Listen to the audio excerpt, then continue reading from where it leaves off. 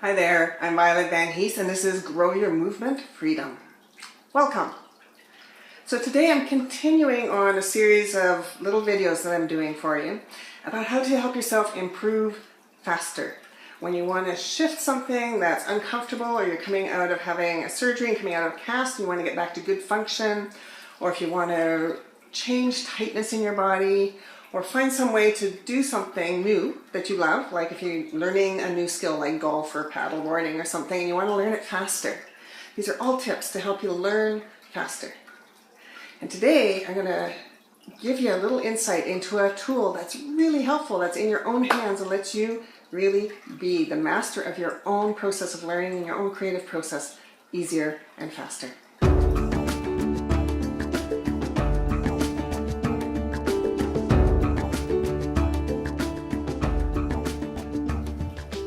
So what is this magical tool?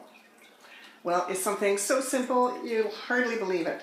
It's noticing differences. So you're going, well, what do you mean by noticing differences? So I wonder if you might have had the experience, I know I have, where I've had gone into like a massage and I come out and I finish the massage and I feel great and I stand up, and by the time I'm walking out the door, I can feel my old patterns coming back in. I can feel the old tightness starting to settle in, or maybe it's a day later. But the old stuff starts to come back in. And it might be the same after you've been learning a new movement or learning something new and different with someone who's teaching you about this. And it's great, and you had the feeling then, and then when you get home and you try to do it, you can't get it back. And so part of what this is, a big part of what this is getting to the point where you notice what the difference is, that there is a difference between that and that felt different than this does, two experiences, and that you notice how you're able to get from there to there. So that you understand a way of being able to get from one to the other, so you can actually compare them. And you can check them out and see which one works better for you. Because that's what the creative exploring is all about. It's about taking something new, and or taking an experience and checking it out in real life. Does this fit and work for you? Does this feel safe? Does this way of doing this particular thing feel reasonable? Does it feel useful? Those are the things you want to know. And you can only know that and really explore it if you've got in your own hands the experience of knowing the difference between the two things, and you know how to get from one to the other, so you can actually get here, go back, and compare them. So here's two examples of what you can work with to show you how simple this can be and how interesting it can be, and how you can do it in everyday stuff. The first one is one that's works for me and for a lot of people that I know. I tend to clamp my jaw. I tend to sometimes get into this steely determination kind of setting, or I'll feel my teeth close together, my jaw is tight.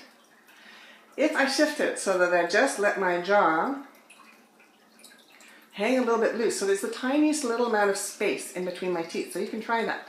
The difference between pulling everything tight and feeling your lips tight, maybe feeling your jaw kind of tight together.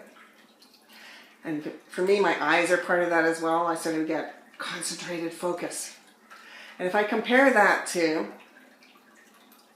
when I'm standing in a way where my jaw is a little bit soft, does that change? Does that feel different? And for me, it's quite a difference when I do something. If I'm learning something new, if I'm learning a new skill, if my head is soft, my body is softer. That's my experience. And then I can often learn new stuff more easily. So when I'm paddleboarding, if I'm learning a new paddleboarding skill, if I'm like this, or if I'm like this, the experience is different. And then for me, the difference becomes really interesting. It's really useful for me to notice which one works better, which one's easier for me. Another example that from a previous video that I did is just the difference between having tight hands or possibly having softness through the palm of your hand, so you kind of feel like your hand's a little bit like this versus that. When you're typing, or when you're playing an instrument, or when you're doing whatever it is you do with your hands, what's it like to have this going on, or the normal tightness that you have, or whatever is your normal thing with your hand, versus checking out what's it like if your hand's a bit soft. And maybe in some situations it feels better to have something going on in your hands that's more like this. And in other situations, a softer hand might feel better. The main thing is you can have two different things that you can compare and contrast, and you can sense and explore and check out in your own experience which one works better, feels better, moves better for you. So if you have any questions or you'd like more information, you can contact me through my website. My website information is right below here. I'd love to hear from you. I'm interested in what you're learning. I'm interested in what you're noticing. So let me know. And if you have any questions, feel free to let me know those too so that I can answer them in future videos. And for now, go out there and have some fun exploring.